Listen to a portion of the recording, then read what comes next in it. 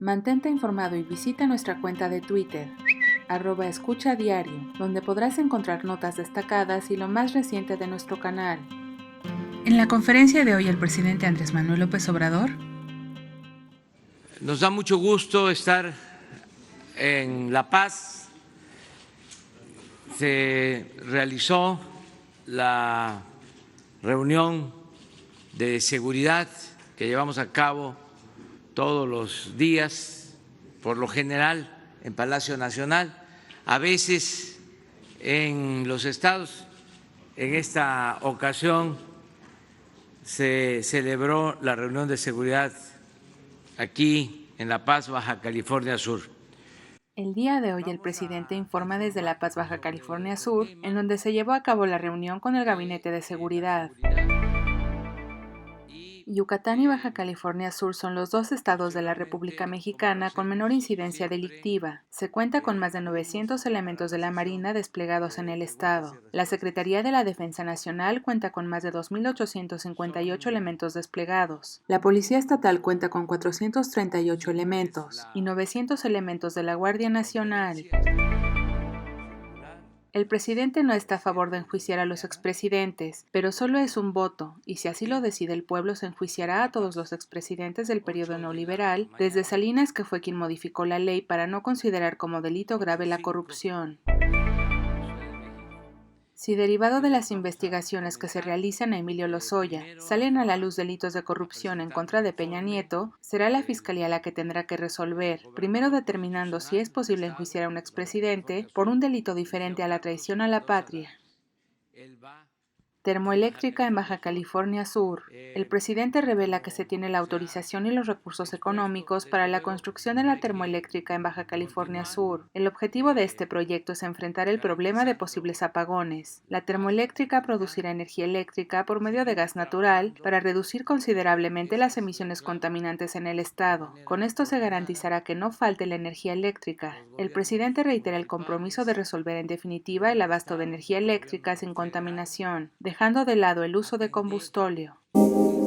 Conservadores feministas. El presidente acusa que los conservadores se han convertido en feministas. De repente aparecen personajes clasistas, racistas y represores como feministas. Esto ante la protesta contra la violencia de género del 9 de marzo, llamada el 9 Nadie se mueve, y reitera que su gobierno garantiza el derecho a la libre manifestación. Es claro que la derecha está metida. Los conservadores, así como mujeres con convicción, protestan, pero el movimiento se encuentra infiltrado por conservadores oportunistas. Hay que recordar que estos conservadores que ahora son profeminismo fue la misma corriente ideológica que se opuso a que votaran las mujeres, y fue una corriente liberal que lograron finalmente se reconociera ese derecho modificando la Constitución de 1917. Esta iniciativa fue promovida por Lázaro Cárdenas en 1937, aunque no se concretó, y fue Adolfo Ruiz Cortines quien finalmente logró en 1955 que las mujeres lograran este derecho. Finalmente recuerda lo que hizo la derecha conservadora en Chile, que infiltró el movimiento feminista en ese país para preparar el golpe de Estado que derivó en la muerte de Salvador Allende.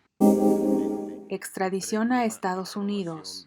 El día de ayer se concretó la extradición de Rubén Oseguera González. Fue entregado a las autoridades de Estados Unidos en lo que fue una operación conjunta de la Fiscalía General de la República, la Secretaría de Relaciones Exteriores y la Secretaría de Seguridad Pública Ciudadana. El individuo en cuestión tenía múltiples amparos que impedían su extradición. Finalmente se resolvió este impedimento legal y el día de ayer fue entregado a las autoridades que solicitaban su detención por considerar que es el principal responsable de introducir sustancias adictivas a ese país. México cuenta con acuerdos internacionales con el propósito de colaborar en las extradiciones solicitadas por otros países.